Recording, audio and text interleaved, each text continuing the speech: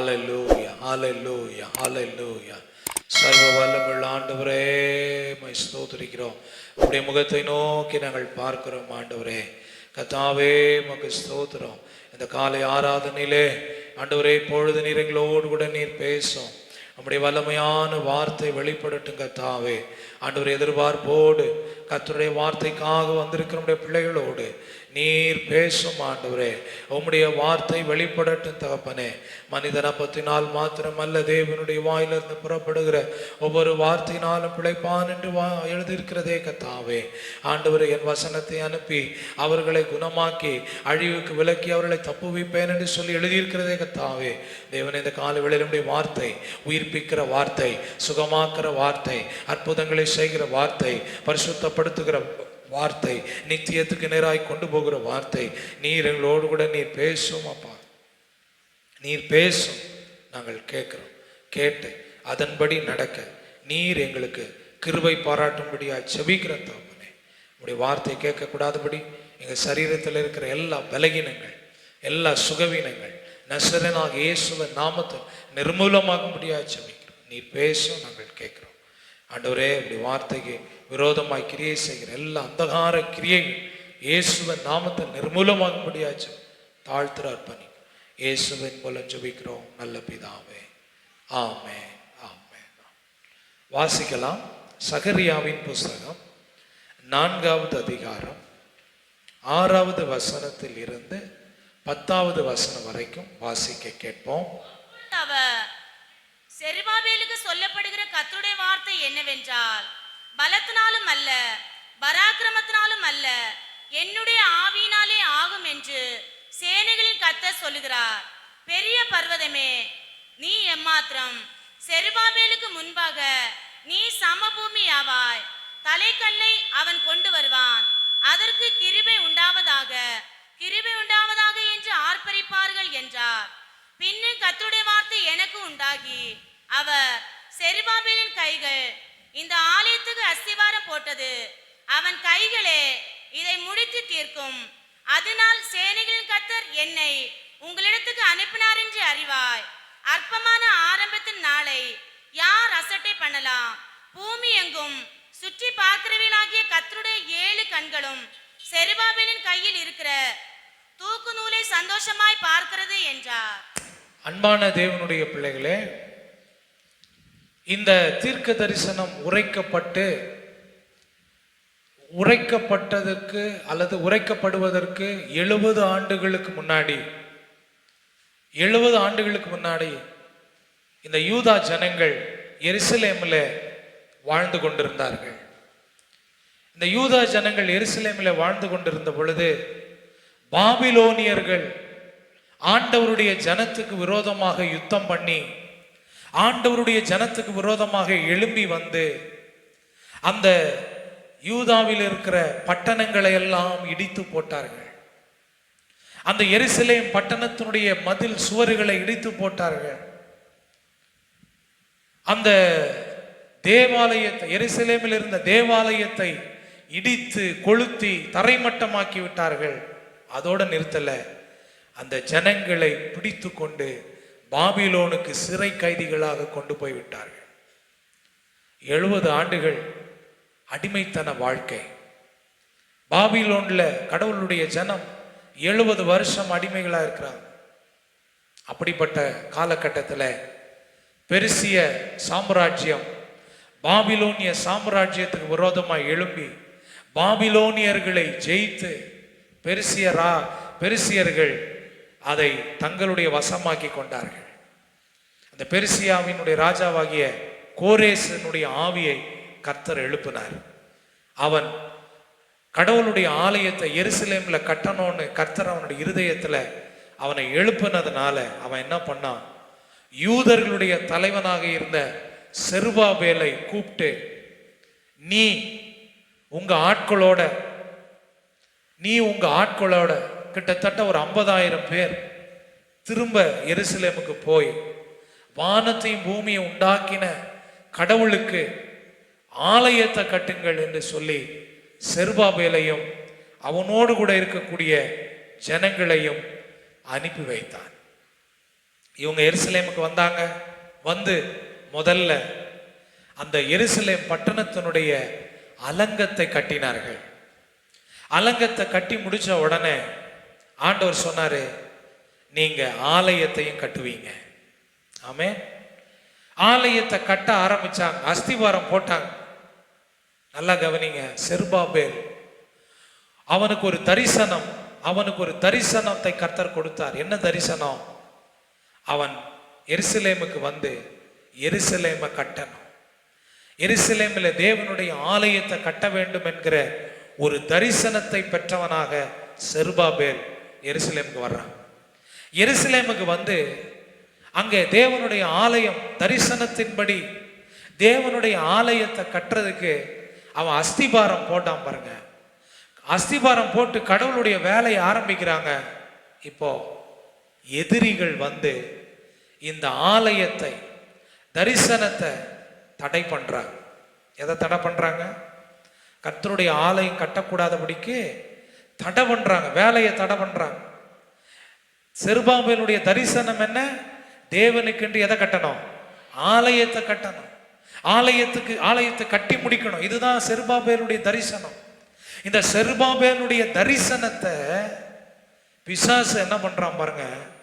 கஷ்டப்பட்டு அவங்க கடினமாக உழைச்சு திட்டமிட்டு அந்த ஆலய கட்டுமான பணி, அந்த தரிசனத்தை நிறைவேற்றுறதுக்கு அவங்க உழைச்சிக்கிட்டு இருக்கிறாங்க.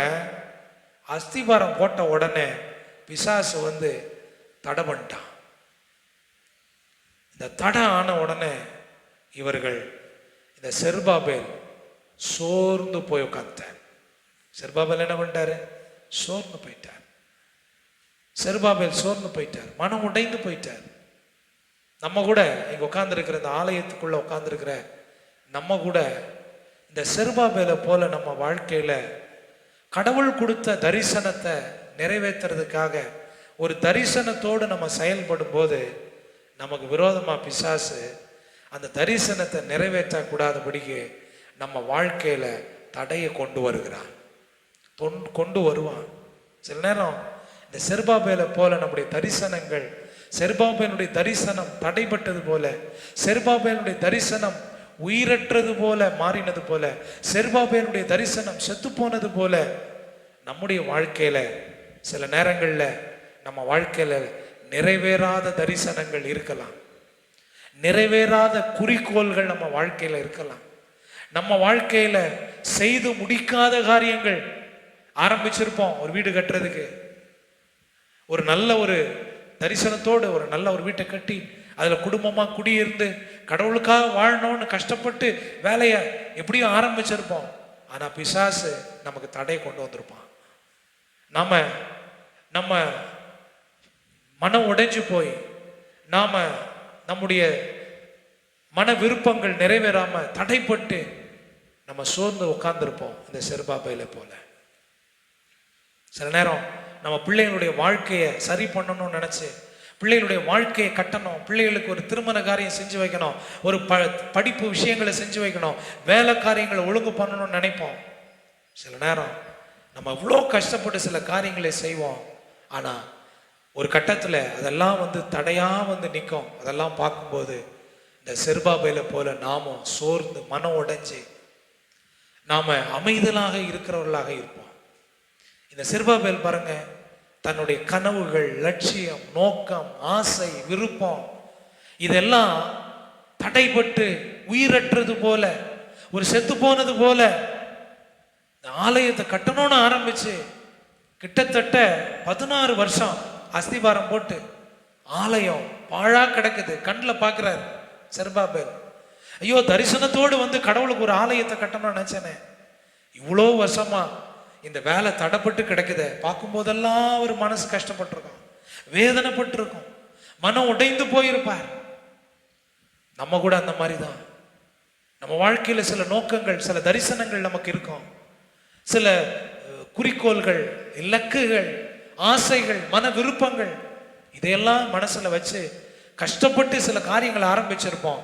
ஆனா அதை முடிக்க முடியாம பாதியிலேயே அதெல்லாம் தடைப்பட்டு இருக்கும்போது அதை பார்க்கும்போது நமக்கு மிகுந்த வேதனை, கண்ணீர், துக்கம். ஏன் கர்த்தாவே இந்த மனம் உடைந்து போகிற ஒரு சூழ்நிலை நம்முடைய வாழ்க்கையில வரலாம்.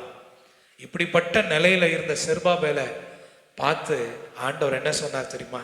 இந்த 4வது அதிகாரத்துல 6வது வசனத்துல தன்னுடைய வாழ்க்கையினுடைய தரிசனங்கள் செத்து போனது போல, தரிசனங்கள் நிறைவேறாமல் தடைப்பட்ட ஒரு சூழ்நிலையில இருந்த இந்த செருபாபேலை பார்த்து ஆண்டவர் சொன்னாரு, பலத்தினாலும் அல்ல, பராக்கிரமத்தினாலும் அல்ல, என் ஆவியினாலே ஆகும் என்று சேனைகளின் கர்த்தர் சொல்லுகிறார்.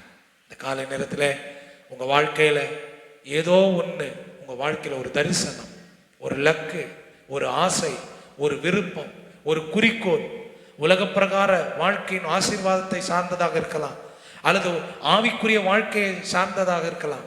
இந்த இப்படிப்பட்ட உங்க வாழ்க்கையின் முன்னேற்றத்துக்காக நீங்க அரும்பாடுபட்டு பல முயற்சிகளை எடுத்து உங்க வாழ்க்கையில அந்த தரிசனத்தை நிறைவேற்றணும்னு நீங்க முயற்சி எடுக்கும்போது உங்க வாழ்க்கையில இடி விழுந்தாது போல சில தடைகள் வரலாம். உங்களுடைய தரிசனம் அந்த நேரத்துல கர்த்தர் கொடுத்த தரிசனம், செருபாபேல் நினைச்சாரு 50,000 பேர் என் கூட வர்றாங்க, கர்த்தர் தான் எங்களை அனுப்புறார், தரிசனத்தோடு அனுப்புறார், போய் கஷ்டப்பட்டு எப்படியாவது தரிசனத்தை என்ன பண்ணிடணும், நிறைவேற்றிடணும்னு தான் வந்தாரு. ஆனா வந்து ஆரம்பிச்சு கொஞ்ச நாள் நல்லா தான் இருந்துச்சு.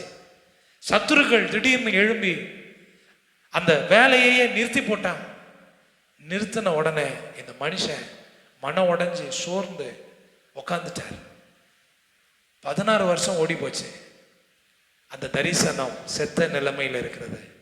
தரிசனம் நிறைவேறல, நினைச்ச காரியம் நடக்கல, ஆசைப்பட்ட காரியம் கைகூடி வரல. சோர்ந்து போய் இருந்த இந்த செருபாபேலை பார்த்து சகரியா தீர்க்கதரிசியின் மூலமாய் செருபாபேலுக்கு ஆண்டவர் சொன்னாரு, பலத்தினாலும் அல்ல, பராக்கிரமத்தினாலும் அல்ல, என்னுடைய ஆவியினாலே ஆகும். அல்லேலூயா. அன்பான தேவனுடைய பிள்ளைகளே, நம்முடைய வாழ்க்கையில நீங்களும் நானும் முதலாவது தரிசனம் உள்ள ஒரு மனிதனாக இருப்பது மிக மிக அவசியம். Zerubbabel is a man of vision. இந்த செருபாபேல் தரிசனம் உள்ள ஒரு மனிதன். செருபாபேல் யாரு? தரிசனம். நம்மை பற்றி ஒரு தரிசனம் நமக்கு வேணும். நான் ஆண்டவருக்கு சாட்சியா வாழணும், நான் ஒரு பரிசுத்தம் உள்ள வாழ்க்கை வாழணும், நான் ஒரு சாட்சி உள்ள ஒரு வாழ்க்கை வாழணும், என் குடும்பம் ஒரு சாட்சி உள்ள ஒரு வாழ்க்கை வாழணும், என் குடும்பம் ஆசீர்வாதமா இருக்கணும், என்னுடைய ஆவிக்குரிய வாழ்க்கை ஆசீர்வாதமா இருக்கணும். இப்படி நாமும் ஒரு தரிசனம் உள்ள ஒரு ஆணாக, ஒரு தரிசனம் உள்ள ஒரு பெண்ணாக நீங்களும் நான் இருக்கணும். நம்மை குறித்த தரிசனம், நம்முடைய குடும்பத்தை குறித்த தரிசனம், சபையை குறித்த தரிசனம் உங்களுக்கு எனக்கும் தேவை. அல்லேலூயா. வேதம் சொல்லுகிறது, தரிசனம் இல்லாத இடத்துல ஜனங்கள் சீர்கெட்டு போவார்கள். Where there is no vision, the people will perish. எங்க தரிசனம் இல்லையோ அங்கே மனிதர்கள் அழிந்து போவார்கள். நம்ம வாழ்க்கை குறித்த தரிசனம் நமக்கு இல்லைன்னா நம்ம வாழ்க்கை, நம்ம எதிர்காலம் ஒண்ணுமில்லாம போயிடும். நம்முடைய குடும்பத்தை குறித்த தரிசனம் நமக்கு இல்லாட்டி நம்முடைய குடும்பம் முன்னேறாம போயிடும்.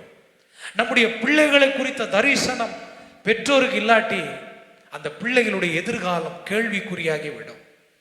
ஊழியத்தை குறித்த தரிசனம் நமக்கு இல்லாட்டி ஊழியத்தில் வளர்ச்சியை பார்க்க முடியாது. ஆகவே ஒவ்வொரு மனிதனுடைய வாழ்க்கையிலையும் தரிசனம் மிக மிக மிக அவசியம். அல்லேலூயா, அல்லேலூயா. இன்னைக்கு உங்களுக்கு எனக்கும் நம்முடைய உலக பிரகாரமான வாழ்க்கையாக இருந்தாலும் சரி, நம்முடைய ஆவிக்குரிய வாழ்க்கையாக இருந்தாலும் சரி, நம்மை குறித்து, நம்முடைய குடும்பத்தை குறித்து, திருச்சபையை குறித்து, தேவனுடைய ராஜ்யத்தை குறித்த ஒரு தரிசனம் உங்களுக்கும் எனக்கும் தேவை. அல்லேலூயா. நீங்களும் நானும் தரிசனம் உள்ள ஒரு மனிதனாக இருக்கணும். தான் ரொம்ப முக்கியம். தரிசனம் நமக்கு ரொம்ப முக்கியம். அன்பான தேவனுடைய பிள்ளைகளே, செருபாபேல் அவருக்கு ஒரு தரிசனம் இருந்தது, தேவனுடைய ஆலயத்தை கட்டணும். அல்லேலூயா. இடிந்து போன தேவனுடைய ஆலயத்தை கட்டி எழுப்பணும். இன்னைக்கு நமக்கும் அப்படிப்பட்ட ஒரு தரிசனம், ஆண்டவரே என் ஆவிக்குரிய வாழ்க்கையை நான் என்ன பண்ணணும், கட்டி எழுப்பணும். ஒரு தரிசனம் நமக்கு வேணும். இந்த தரிசனம் நமக்கு இருக்கும்போது தான் நமக்குள்ள ஒரு மகிழ்ச்சி வருது, ஒரு உந்து சக்தி நமக்குள்ள செயல்படுகிறது. ஆமென். தரிசனம் இல்லாட்டி நம்ம அடுத்த நிலைக்கு நம்ம போகவே முடியாது. அல்லேலூயா. தரிசனம் இருக்கிற மனுஷன் அந்த தரிசனத்தை எல்லாரோடையும் பகிர்ந்து கொள்வான். தரிசனத்தை மூடி வைக்க மாட்டான். தரிசனத்தை என்ன பண்ணுவான், சொல்லுவான். நம்முடைய தரிசனத்தை நம்ம சொல்லுவோம். நம்முடைய குடும்பத்தை பற்றிய தரிசனத்தை நம்முடைய குடும்பத்தில் இருக்கிறவங்களோட ஷேர் பண்ணுவோம். ஊழியத்தை பற்றிய தரிசனத்தை நம்ம கூட ஊழியம் செய்கிறவர்களோடு அல்லது சபையில் இருக்கிற மக்களோடு நம்ம பகிர்ந்து கொள்வோம். அப்போ ஒரு மனிதனுடைய வாழ்க்கையில என்ன ரொம்ப முக்கியங்க சொல்லுங்க, என்ன முக்கியம்? தரிசனம் முக்கியம். தரிசனம் இல்லாம ஒரு மனிதனுடைய வாழ்க்கையில ஒரு நோக்கம் இல்லாம, ஒரு மனிதனுடைய வாழ்க்கையில ஒரு குறிக்கோள் இல்லாம அவன் அடுத்த நிலைக்கு அவன் போகவே மாட்டான். அல்லேலூயா. அடுத்த நிலைக்கு அவன் என்ன செய்ய மாட்டான், போகவே மாட்டான். அப்போ அந்த தரிசனம் தான் ஒரு மனிதனை அடுத்த நிலைக்கு உந்தி தள்ளுகிறது. தரிசனம் ஒரு மனிதன் அடுத்த நிலைக்கு உந்தி தள்ளுகிறது. அல்லேலூயா. அவனை ஆசீர்வாதத்துக்குள்ள அந்த தரிசனம் கொண்டு போகிறது. அப்போ முதலாவது இந்த செருபாபேலுடைய வாழ்க்கையில நீங்களும் நான் தரிசனம் உடையவர்களாக இருக்கணும். யாரா இருக்கணும்? தரிசனம் உடையவர்கள். தரிசனம் மட்டும் இருந்தா போதுமா? தரிசனம் மட்டும் இருந்தா போதுமா? நான் ஆலயத்தை கட்டணும், நான் கடவுளுக்காக ஒரு மிகப்பெரிய ஆலயத்தை கட்டுற ஒரு தரிசனம் எனக்கு இருக்கு அப்படின்னா போதுமா? சொல்லுங்க, போதுமா? நான் ஒரு பெரிய மருத்துவர் ஆகணும் அப்படின்ற ஒரு குறிக்கோள் மட்டும் இருந்தா போதுமா? அந்த குறிக்கோளுக்காக, அந்த தரிசனத்துக்காக நம்ம என்ன செய்யணும் சொல்லுங்க, என்ன பண்ணணும்? ஆண்டவருடைய உதவியின்படி திட்டமிட்டு அதற்காக கடினமாக நம்ம உழைக்கும் போதுதான் அந்த தரிசனம் நம்முடைய வாழ்க்கையில நிறைவேறும். அல்லேலூயா. அதற்கான உழைப்பு, அதற்கான முயற்சி நம்ம எடுக்கணும். இப்ப நான் ஆண்டவருக்காக பரிசுத்தமா வாழணும், ஆண்டவருக்காக சாட்சியா வாழணும், ஆண்டவருக்காக நான் ஒரு ஒரு ஒரு நல்ல எடுத்துக்காட்டான வாழ்க்கை வாழணும்னு எனக்கு ஒரு தரிசனம் இருந்தா அதற்காக நான் என்ன பண்ணணுங்க சொல்லுங்க, என்ன பண்ணணும்? என்ன பண்ணணும்? நம்ம முயற்சி எடுக்கணும், அந்த தரிசனத்துக்காக உழைக்கணும். செருபாபேல் பாருங்க, தரிசனம் இருந்துச்சு. He is a man of vision. அவருக்கு தரிசனம் இருந்தது. அந்த தரிசனத்துக்காக அவர் தன்னோடு கூட இருந்த மக்களை சேர்த்து அவங்க என்ன பண்ணாங்க, உழைத்தார்கள், கடினமாக உழைத்தார்கள், அஸ்திபாரம் போட்டாங்க, வேலையை ஆரம்பிச்சாங்க. அவர்கள் அந்த தரிசனத்துக்கான வேலையை துவக்கினாங்க, அந்த வேலையை செய்தார்கள். சும்மா இல்லை, தரிசனம் வாங்கிட்டு சும்மா உட்கார்ந்து இருக்கிறது இல்லை. இன்னைக்கு நிறைய கிறிஸ்தவங்க வாழ்க்கையில முதல்ல சில பேர் தரிசனமே கிடையாது, அவங்க வாழ்க்கையில எந்த குறிக்கோளுமே கிடையாது, அடுத்த நிலைக்கு போவதற்கான எந்த நோக்கமும் இல்லை. ஒரு சிலருக்கு தரிசனம் இருக்கு, குறிக்கோள்கள் இருக்கு, விருப்பங்கள் இருக்கு, ஆசைகள் இருக்கு. ஆனா அதை நிறைவேற்றுவதற்கான உழைப்பு அவர்களிடத்தில் இல்லை. என்ன இல்லை சொல்லுங்க, என்ன இல்லை? சிலருக்கு கனவு மட்டும்தான் காண தெரியும், அந்த கனவுக்காக என்ன செய்ய தெரியாது, உழைக்க தெரியாது. அந்த கனவுக்கு நேராக நடக்க தெரியாது. சில பேருக்கு வீடு கட்டணும்னு ஆசை, ஆனா கடைசி வரைக்கும் ஆசைப்பட்டுக்கிட்டு இருந்தா கிடைக்குமா வீடு? அப்போ அதுக்காக என்ன பண்ணணும், நம்ம உழைக்க முயற்சி எடுக்கணும். அப்போ பாருங்க, தரிசனம் எவ்வளவு முக்கியமோ அதே போல நம்முடைய வாழ்க்கையில தரிசனத்தை நம்முடைய வாழ்க்கையில நிறைவேறுவதற்காக கடினமாக என்ன செய்யணும், உழைக்கணும். ஆமென். ஆண்டவர் சொன்னாரு, கண்ணீரோடு விதைக்கிறவன் கம்பீரத்தோட இருப்பான். ஆமென். எனக்கு ஒரு பெரிய அறுவடை எனக்கு வேணும். அப்ப நான் என்ன பண்ணணும்? அறுவடை வேணும்ன்ற தரிசனம் இருக்கு, அந்த அறுவடை வேணும்ன்ற தரிசனத்தை நான் அனுபவிக்கணும்னா நான் முதல்ல அந்த அறுவடைக்காக கண்ணீரோடு என்ன செய்யணும், விதைக்கணும், உழைக்கணும். அல்லேலூயா. இன்னைக்கு அநேகருக்கு தங்களை பற்றிய தரிசனம் இருக்கு, குடும்பத்தை பற்றிய தரிசனம் இருக்கு, சபையை பற்றிய தரிசனம் இருக்கு. ஆனா அந்த தரிசனம் நிறைவேறுவதற்கான உழைப்பு, முயற்சி இன்றைக்கு அநேகரிடத்துல இல்லை. ஆனா வேதம் என்ன சொல்லுது? கண்ணீரோடு விதைக்கிறவன் கம்பீரோடு தருவன். எல்லாம் நமக்கு சுலபமா கிடைக்கவே கிடைக்க. நம்ம அதற்காக முயற்சி செய்யும் போது, கடினமாய் உழைக்கும் போது அந்த தரிசனத்துக்கான பலனை நம்முடைய வாழ்க்கையில பெற்றுக்கொள்வோம். அல்லேலூயா. சாலமோன் ஞானி நீதிமொழி புஸ்தகத்தில் இப்படி எழுதுவார், நான் ஒரு வயல்வெளியா போனேன், இதோ சோம்பேறியினுடைய வயல், உழைக்காதவனுடைய வயல், இதோ செயல்படாதவனுடைய வயல் எப்படி இருந்ததா? அது கல்லும் முள்ளும் பொதுரும் நிறைஞ்சிருந்தது. ஏன்? அந்த நிலத்துல விளைச்சல் இல்லை. அந்த மனுஷன், அந்த நிலத்தினுடைய உரிமையாளர் அந்த நிலத்துல என்ன பண்ணல? உழைக்கல, முயற்சி பண்ணல, அதை பண்படுத்தல, அதை நீர் பாய்ச்சல, அதுல விதைக்கல. ஆனா அறுவடை நேரத்துல மட்டும் அவரு கையில அறுக்கிறதுக்கு அருவாலை எடுத்துக்கிட்டு நேர நிலத்துக்கு வந்தா, நிலத்துல என்ன இருக்கும்? அறுவடை பண்றதுக்கு வேலிங்காத்தான் முள்ளுதான் இருக்கும். என்ன இருக்காது? பயிர் இருக்காது, அங்கே விளைச்சல் இருக்காது. ஏன்? தரிசனம் இருக்கு, அறுவடை பண்ணணும்னு தரிசனம். ஆனா அந்த தரிசனத்துக்கான உழைப்பு, முயற்சி இல்லை. இன்னைக்கு அநேக கிறிஸ்தவங்க வாழ்க்கையில ஆசீர்வாதமாக இருக்கணும், சமாதானமாக இருக்கணும், கடவுளுக்காக சாட்சியா இருக்கணும், எழும்பி பிரகாசிக்கணும், அதை செய்யணும், இதை செய்யணும், தரிசனம் எல்லாம் இருக்குங்க. ஆனா தரிசனத்துக்கான உழைப்பு, தரிசனத்துக்கான முயற்சி இன்னைக்கு அநேகருடைய வாழ்க்கையில் இல்லை. அன்பான தேவனுடைய பிள்ளைகளே, நீங்களும் நானும் தரிசனம் உள்ள ஒரு மனிதனாக இருக்கணும்.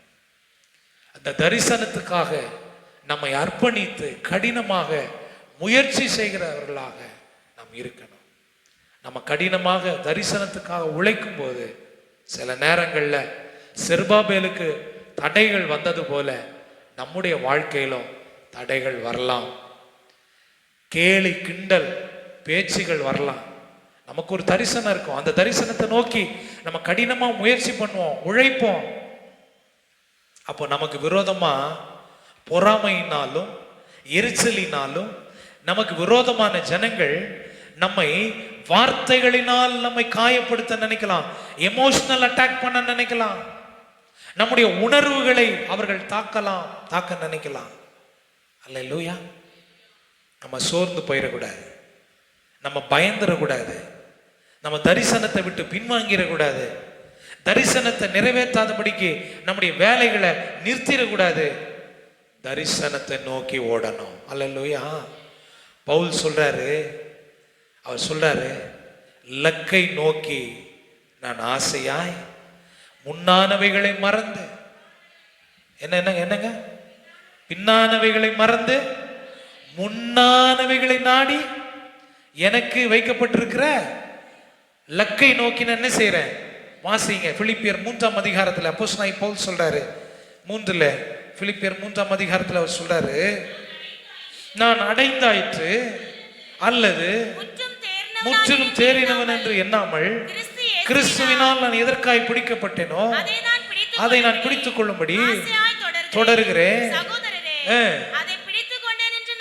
எண்ணுகிறதில்லை, ஒன்று செய்கிறேன், பின்னானவைகளை மறந்து முன்னானவைகளை நாடி கிறிஸ்து இயேசுவுக்குள் தேவன் அழைத்த பரம அழைப்பின் பந்தர பொருளுக்காக லக்கை நோக்கி தொடர்கிறேன். அல்லேலூயா. என்னுடைய போக்கஸ், என்னுடைய பார்வை எல்லாம் எனக்கு முன்பாக இருக்கிற லக்கை நோக்கி இருக்கிறது, என் தரிசனத்தை நோக்கி இருக்கிறது, என் குறிக்கோளை நோக்கி இருக்கிறது. என் தரிசனத்தை நோக்கி நான் கடினமா உழைக்கும் போது என்னை நிறைய பேர் எமோஷனலா அட்டாக் பண்ணலாம், என்ன என் உணர்வுகளை அவங்க காயப்படுத்தலாம், வார்த்தையினால காயப்படுத்தலாம், அவங்க செயல்கள்னால காயப்படுத்தலாம், என்னை பயமுறுத்தலாம், எனக்கு விரோதமாக காரியங்களை செய்யலாம். நான் அதை பற்றியெல்லாம் நான் கவனிக்க போறதில்லை. நான் லக்கை நோக்கி ஓட விரும்புகிறேன். அல்லேலூயா. செருபாபேல் அவரை தாக்குறாங்க, தரிசனத்தை நிறைவேற்றத்துக்கு முயற்சி பண்ணி கஷ்டமா உழைச்சிக்கிட்டு இருக்கும்போது திடீர்னு சில பேர் எழும்பி குறுக்க தடையை கொண்டு வர்றாங்க. செருபாபேல் என்ன பண்ணாரு தெரியுமா? பயந்துட்டார். அவர் கூட இருந்த ஜனங்க பயந்துட்டாங்க, வேலையை நிறுத்திட்டாங்க, விட்டுட்டாங்க. அன்பான தேவனுடைய பிள்ளைகளே, தடைகள் வரும். என்ன வருங்க? தடைகள் வரும். நோவா நமக்கு நல்லா தெரியும். கப்பலே பார்த்திராத காலத்துல ஆண்டவர் நோவாவுக்கு ஒரு தரிசனத்தை கொடுத்தார். அப்பா, நீ இந்த மாதிரி ஒரு பேழைய, ஒரு கப்பலை செய்யணும். அவருக்கு முன்ன பின்ன அவர் பார்த்தது கிடையாது. ஆனா ஆண்டவர் கொடுத்த ப்ளூ பிரிண்ட், அவ்வளவுதான், தரிசனம். தரிசனத்துல பார்க்குறாரு, ஒரு கப்பலை செய்யற வேலை என் வேலை. அந்த கப்பல்ல என் குடும்பத்தையும் இந்த பூமியில இருக்கிற எல்லா மிருக வகைகளையும் ரெண்டு ரெண்டா உள்ள ஏத்தணும், ஜோடி ஜோடியா உள்ள ஏத்தணும், சுவிசேஷத்தை அறிவிக்கணும். அதே நேரத்துல கேட்கிறவங்கள உள்ள சேர்த்துக்கணும், கேட்காதவங்கள சேர்க்க முடியாது. இதுதான் அவருக்கு கொடுக்கப்பட்ட தரிசனம். இந்த தரிசனத்தை அவர் ஆரம்பிக்கிறாரு. இந்த தரிசனத்துக்காக உழைக்கிறாரு. ஜனங்க ஒவ்வொரு நாளும் வந்து இந்த நோவா தரிசனத்தோடு அவர் வேலை செய்யறத பார்த்து கேலி கிண்டல் பண்ணாங்க, கேலி கிண்டல் பண்ணாங்க. அவர் மனசை உடையிற மாதிரி பண்ணாங்க, அவரை மன வேதனை அடைய செய்தாங்க. தரிசனம் நிறைவேறாதபடிக்கு தடைகள் வந்துச்சு. ஆனா நோவா ஒரு நாளும் கர்த்தர் கொடுத்த தரிசனத்தை நிறைவேற்றுறதுல, உழைப்பதுல நோவா சோர்ந்து போகவே இல்லை. கர்த்தருடைய நாள் வருகிற வரைக்கும் அந்த மனிதன் உழைத்து கொண்டே இருந்தான். அல்லேலூயா, அல்லேலூயா. அந்த தரிசனத்தை தடை நிறுத்தாம தரிசனத்துக்காய் ஓடின நோவா, அவன் குடும்பம் காக்கப்பட்டது. கையை தட்டி கர்த்தரை ஸ்தோத்திரம் பண்ணலாமா? அல்லேலூயா. அன்பான தேவனுடைய பிள்ளைகளே, நாம் தரிசனம் உள்ள மனிதர்களா இருக்கணும், தரிசனத்துக்காக உழைக்கிற மனிதர்களா இருக்கணும். எத்தனை தடைகள் வந்தாலும், எத்தனை தடைகள் வந்தாலும் சோர்ந்து போய் நம்முடைய தரிசனத்தை நிறைவேற்றாம விட்டு விடக்கூடாது. என்ன பண்ணிடக்கூடாதுங்க? தரிசனத்தை நிறைவேற்றாம விட்டு விட்டுறக்கூடாது. அந்த தரிசனத்தை எவ்வளவு தடை வரட்டும், எத்தனை மனிதர்கள் நமக்கு தடையை கொண்டு வரட்டும், அழைத்த தெய்வத்தை முன்னாடி நிறுத்தி அந்த தரிசனத்துக்காக, அந்த லக்கை நோக்கி, அப்போஸ்தலனாகிய பவுல் சொன்னது போல, பின்னானவைகளை மறந்து முன்னானவைகளை நாடி கிறிஸ்து இயேசுவின் தேவன் அழைத்த பரம அழைப்பின் பந்தய பொருளுக்காய் நான் லக்கை நோக்கி தொடருகிறேன். நீங்களும் நானும் இயேசுவுக்காக கர்த்தர் கொடுத்த தரிசனம், கர்த்தர் கொடுத்த லக்கு என்ன தெரியுமா? நம்ம ஆவிக்குரிய வாழ்க்கையை கட்டணும், இந்த உலகத்துல ஆண்டவருக்கு சாட்சியா வாழணும், நித்தியத்தை சுதந்திரிக்கணும். 3 காரியங்கள். 1, நாம என்ன பண்ணணும்? என்ன பண்ணணும்? ஆவிக்குரிய வாழ்க்கை கட்டப்படணும். நம்முடைய ஆவிக்குரிய வாழ்க்கை என்ன செய்யப்படணும்? கட்டப்படணும்.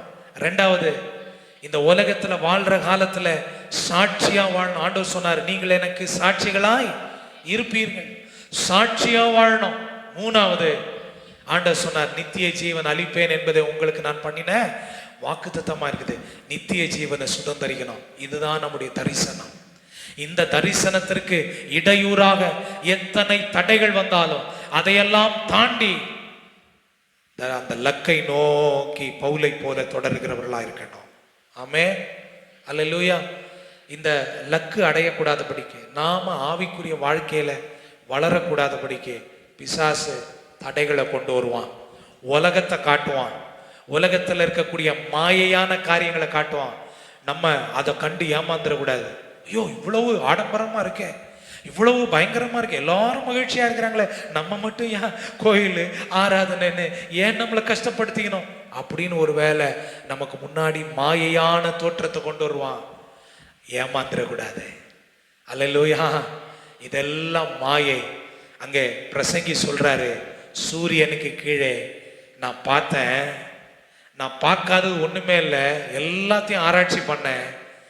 ஆராய்ச்சி பண்ணிட்டு கடைசியா அவருடைய ரிசர்ச் பேப்பரை சப்மிட் பண்றாரு. அப்போ என்ன ரிசல்ட்? அவர் சொல்றாரு, உலகத்தின் சூரியனுக்கு கீழே எல்லாம் மாயையும் மனதுக்கு சஞ்சலமாய் இருக்கிறது. ஒன்னுக்கும் பிரயோஜனம் இல்லை.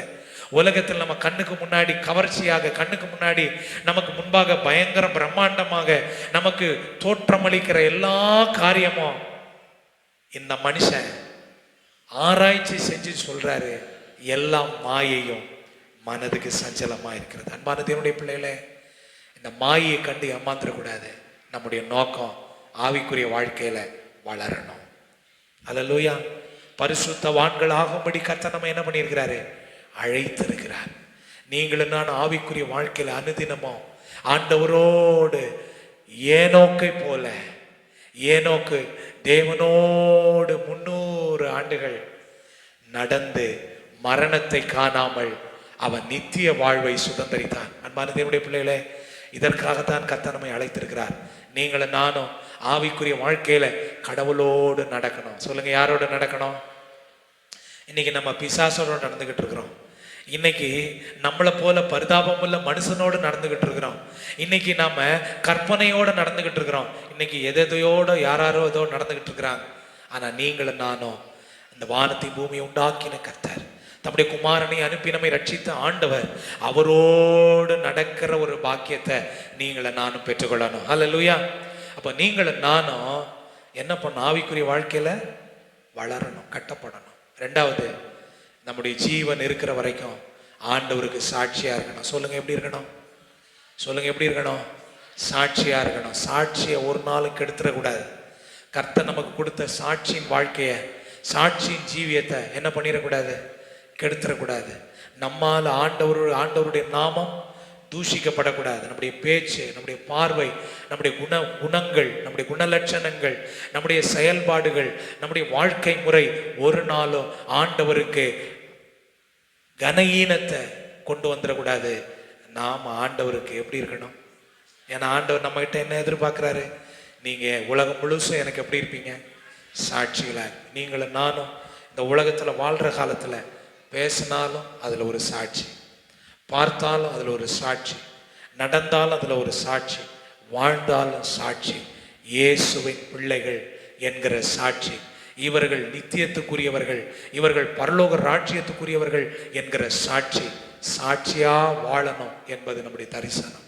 மூணாவது, சாட்சியா வாழ்ந்து இயேசு வரும்போது ஒருவேளை நம்ம உயிரோட இருந்தா மரணத்தை காணாம மறுரூபமாகி நித்தியத்தை சுதந்தரிக்கணும்.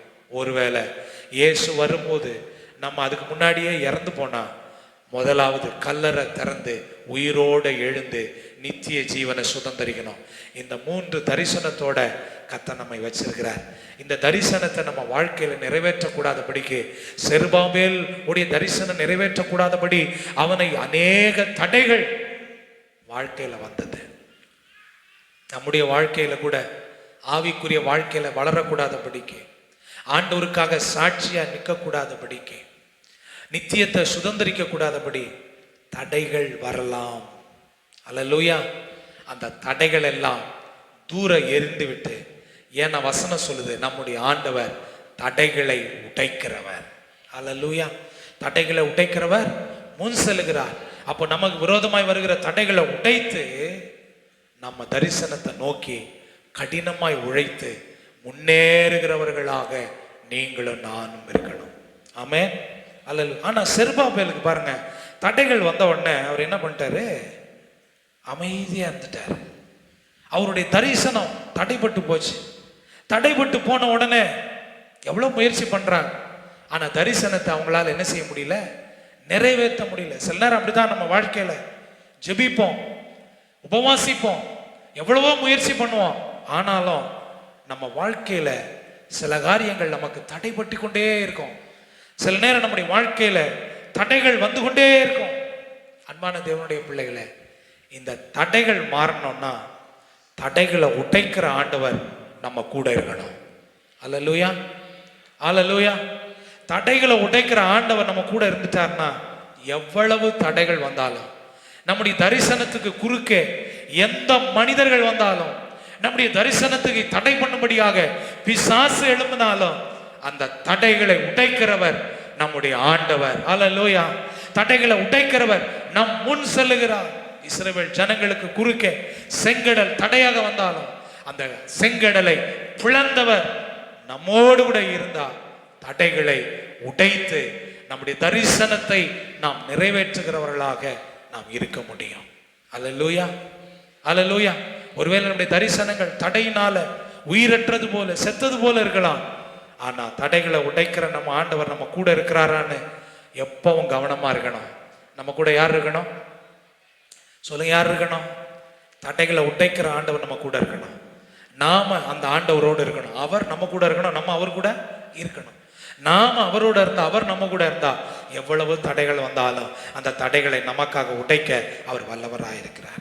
அல்லேலூயா. ஏன் சில நேரங்கள்ல கர்த்தர் நம்முடைய வாழ்க்கையில தரிசனங்கள் நிறைவேறக்கூடாதபடி தடைகளை அனுமதிக்கிறார்? ஏன் தடைகளை அனுமதிக்கிறார் தெரியுங்களா? ஒன்றும் இல்லை, நம்ம ஒரு விஷயத்தை கத்துக்கணும்.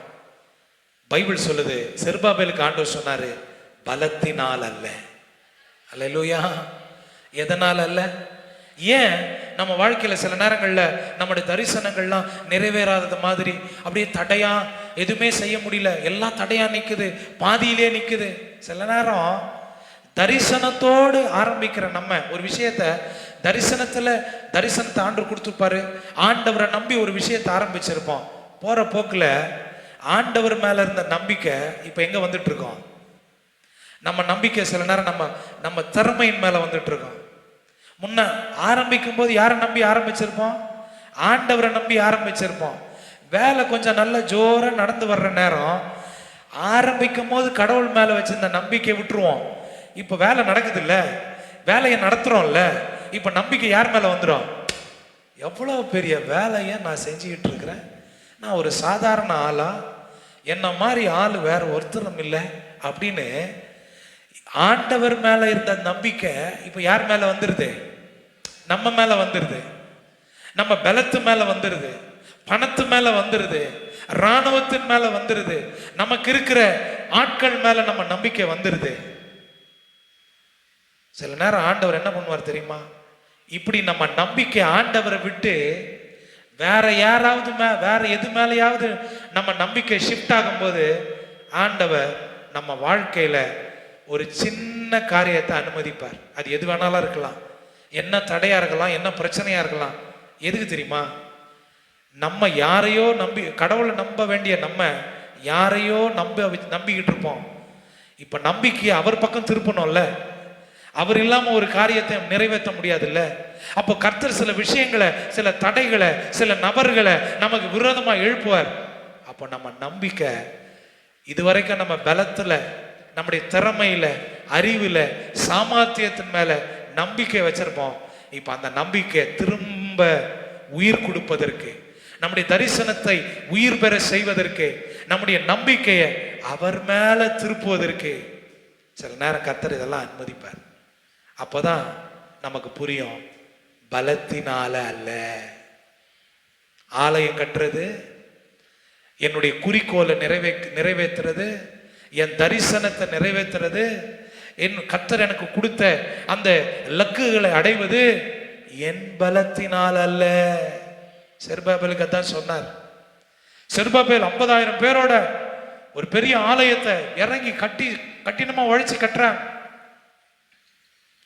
ஆனா அப்படி கட்டின்னு இருக்கும்போது சில பேர் வந்து கேட்குறாங்க, நாங்களும் உங்க கூட சேர்ந்து கட்டுறோம், நாங்களும் உங்க கூட சேர்ந்து கட்டுறோம்.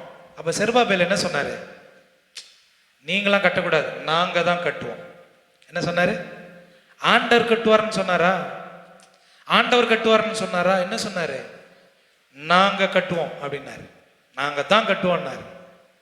அடுத்த நிமிஷம், அடுத்த நாள் எதை கட்டுவோம்னாங்களோ அதை கட்டுறதை விட்டுட்டாங்க. ஏன்? ராஜா கிட்ட இருந்து லெட்டர் வந்துருச்சு, கட்டக்கூடாது, தடை வந்துருச்சு. அது வரைக்கும் யாரை நம்பி கட்டிட்டு இருந்தாங்க? கர்த்தரை நம்பி, தரிசனத்தை கர்த்தரை சார்ந்து, கர்த்தர் மேல நம்பிக்கை வச்சு செஞ்சுக்கிட்டு இருந்தாங்க. நல்லா போயிட்டு இருந்தது. எப்பவுமே அப்படிதான் நம்ம வாழ்க்கையில் ஆரம்பத்துல கர்த்தர் மேல ரொம்ப நம்பிக்கையா, உம்மை தவிர எனக்கு யாரும் இல்லப்பா, நீங்க தான் என் நம்பிக்கை அப்படின்னு இருப்போம். கொஞ்சம் எல்லாம் காரியம்லாம் நல்லா போகும்போது கர்த்தரை கழட்டி விட்டுறது. இப்ப நம்பிக்கை யார் மேல வந்துருது? எவ்வளவு திறமை எனக்கு, எவ்வளவு பெரிய காரியத்தை செஞ்சிருக்கிறேன், எனக்கு எவ்வளவு பணம் வருது, எவ்வளவு ஆட்கள் எனக்கு இருக்கிறாங்க, என் திறமை என்ன, என் அறிவு என்ன, என் ஞானம் என்ன, நான் கட்டின மகா பாபிலோன் முடிஞ்சு போச்சு கதை. அன்னைக்கே முடிஞ்சிச்சு இல்லைங்க. செருபாபேலுக்கு கர்த்தர் சொன்னாரு, செருபாபேலுக்கு கர்த்தர் சொன்னாரு, இது பலத்தினால அல்லப்பா. எதனால அல்ல? பக்கத்துல பார்த்து சொல்லுங்க, தரிசனம் நிறைவேறது. பார்த்து தான் சொல்லுங்களேன். சீனி சொல்லு, சீனி பார்த்து சொல்லுப்பா. தரிசனம் நிறைவேறது பலத்தினால் அல்ல, அப்புறம் பராக்கிரமத்தினால் அல்ல, எந்த அதிகாரத்தினாலும் எந்த ஆள் பலத்தினால் அல்ல, எந்த மனித உதவினால் அல்ல. சொல்லுங்க, பராக்கிரமத்தினால் அல்ல,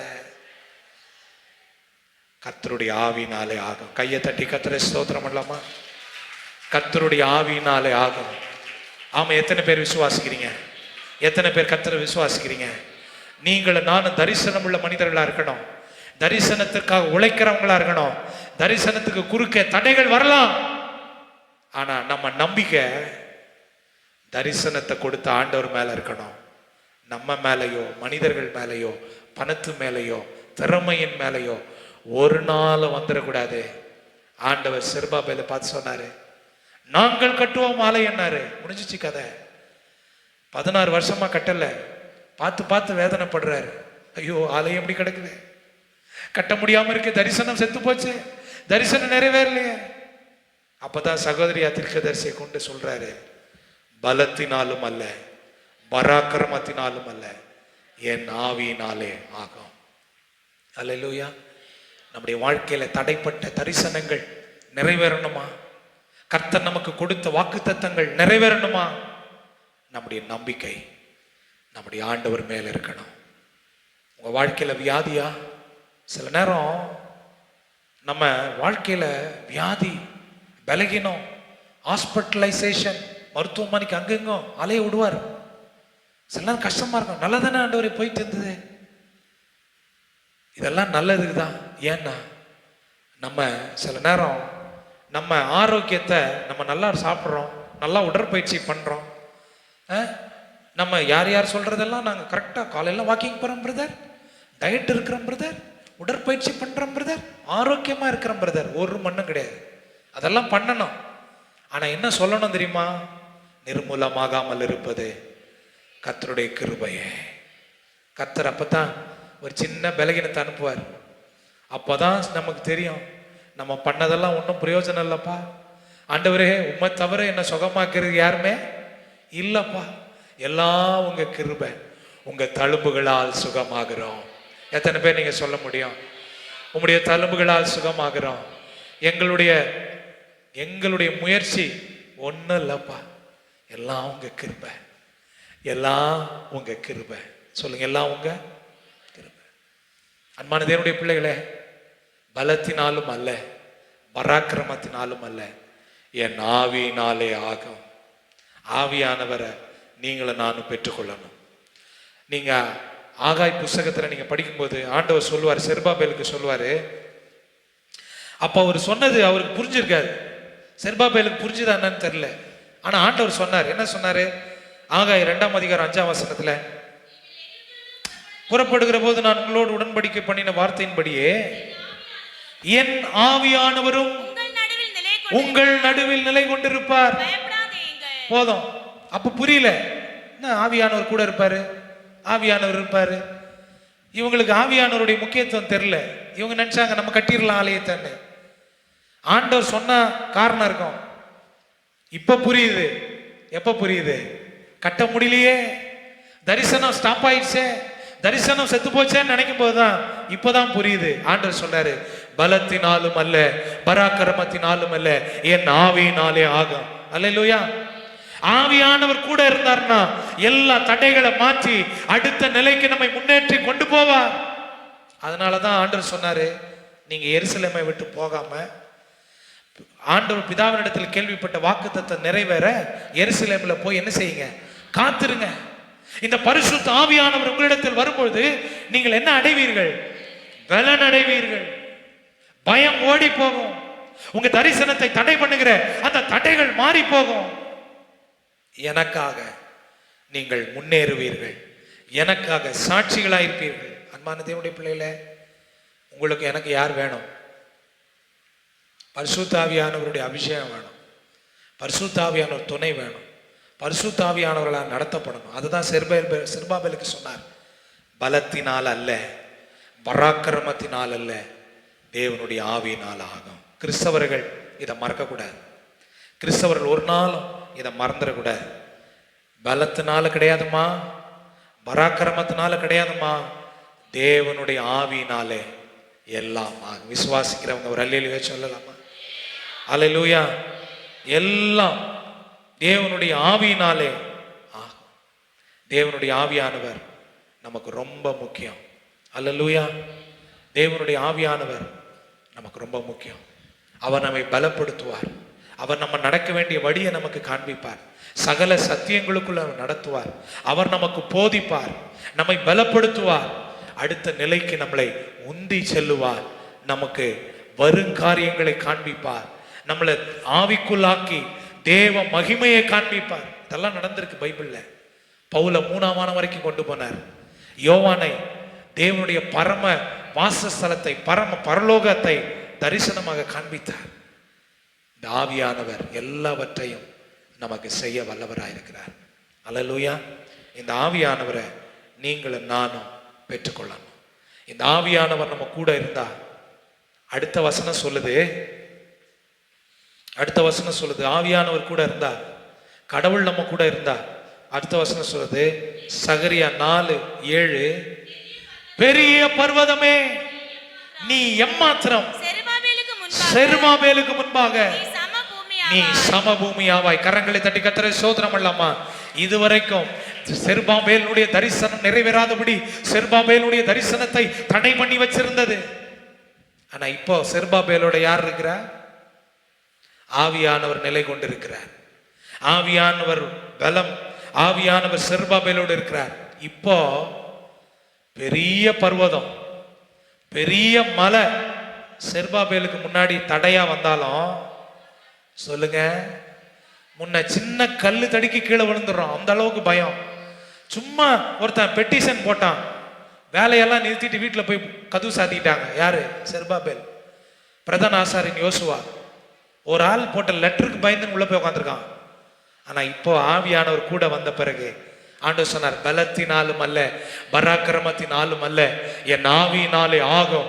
ஆவியானவர் நம்ம கூட இருக்கும்போது இப்போ சொல்றார் ஆண்டவர், உனக்கு முன்னாடி பெரிய மலையே முன்னாடி வந்தாலும் ஆண்டவர் சொல்றாரு, சமபூமி ஆயிரும்.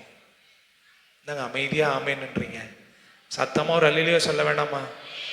கர்த்தர் எவ்வளவு பெரிய ஒரு ரகசியத்தை சொல்லி கொடுக்குறாரு.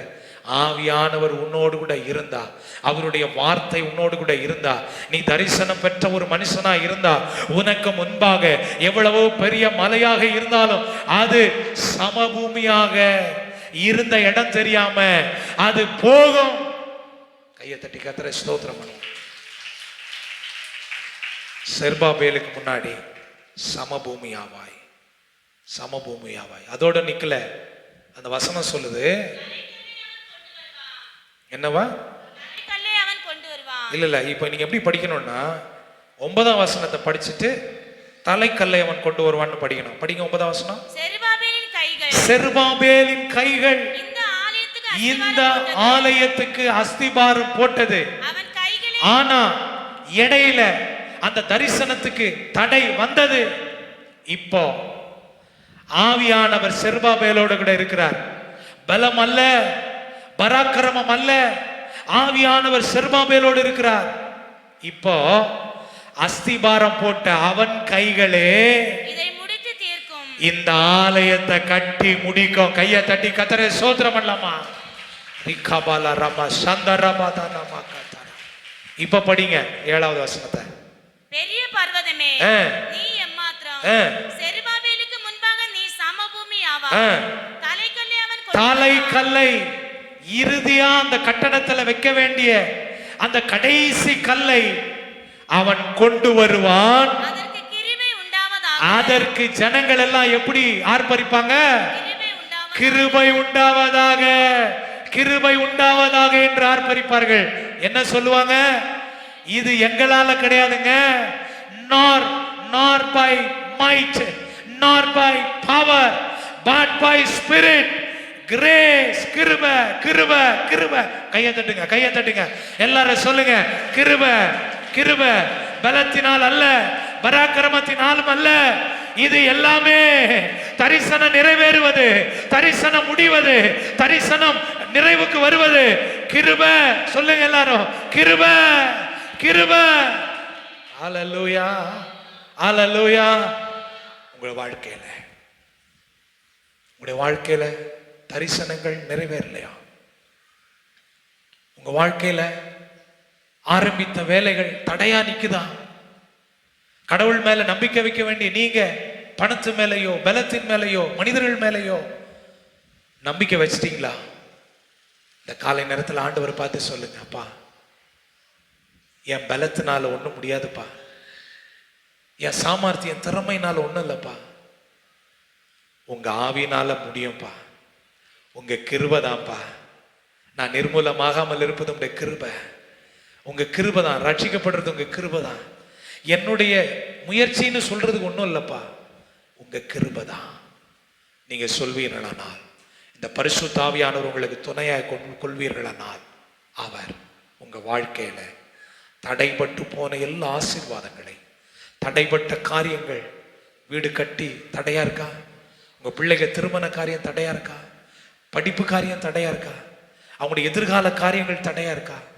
வியாதி உங்க குடும்பத்தை குலைச்சு, உங்க மனசை உடைச்சு, உங்க வாழ்க்கையை அசைச்சிச்சா? பயப்படாதீங்க, ஆண்டவர் உங்க கூட இருக்கிறார். அல்லேலூயா. பலத்தினால் அல்ல, பராக்கிரமத்தினாலும் அல்ல, தேவனுடைய ஆவியினால் ஆகும். எத்தனை பேர் விசுவாசிக்கிறீங்க? இன்னைக்கு இந்த ஆராதனை விட்டு நீங்க வெளியே போகும்போது உங்களுக்கு ஒரு காரியத்தை ஆண்டவர் சொல்ல விரும்புறாரு. மகனே, மகளே, சோர்ந்து போகாத. பலத்தினால் அல்ல, பராக்கிரமத்தினாலும் அல்ல, தேவனுடைய ஆவியினால் எல்லாம் ஆகும். உன் கணவன் ரட்சிக்கப்படலையா? உன் மனைவி ரட்சிக்கப்படலையா? உன் கணவன் குடிப்பழக்கத்தில் இருக்கானா? போதை வஸ்துக்கள்ல இருக்கானா? குடும்பத்தை விசாரிக்கலையா? குடும்ப வாழ்க்கையில சரியா இல்லையா? எல்லாத்தையும் மாத்த ஆண்டவரால முடியும். உன்னுடைய நம்பிக்கையை இன்னைக்கு ஆண்டவர் மேல நீ வைக்கணும். உன் மேல நீ வச்ச நம்பிக்கை போதும். உன் மேல உன்னை நம்புது, மற்றவங்களை நம்பினது, நீ மற்றவங்களை சார்ந்திருந்தது போதும். சங்கீதக்காரன் சொல்றாரு, நிறைய பேர் ரதங்கள் மேலையும் குதிரைகள் மேலையும் நம்பிக்கை வச்சாங்க, அவங்கெல்லாம் முறிந்து விழுந்தாங்க. நானும் என் தேவனுடைய நாமத்தின் மேல நம்பிக்கை வச்சேன், நாங்களோ எழுந்து நிமிர்ந்து நிற்கிறோம்.